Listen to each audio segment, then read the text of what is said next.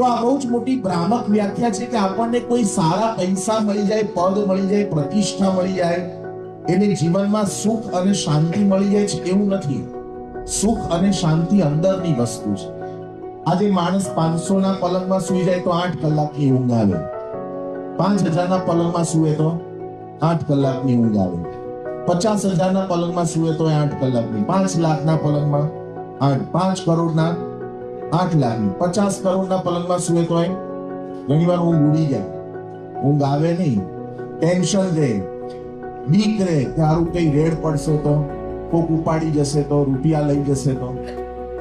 આપણે એવું માનીએ છીએ કે જેમ જેમ ધન સંપત્તિ વધી એમ સુખની માત્રા વધી જાય છે, એવું નથી.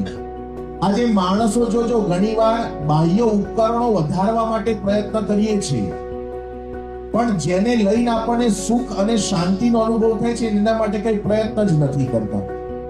પણ મનદુરસ્તી માટે કેટલા પ્રયત્ન કર્યા, તંદુરસ્તી માટે પ્રયત્ન કરીએ છીએ. આજે જીવનમાં કોઈ નાની એવી ઘટના બની જાય અને માણસ દુઃખી થઈ જાય છે.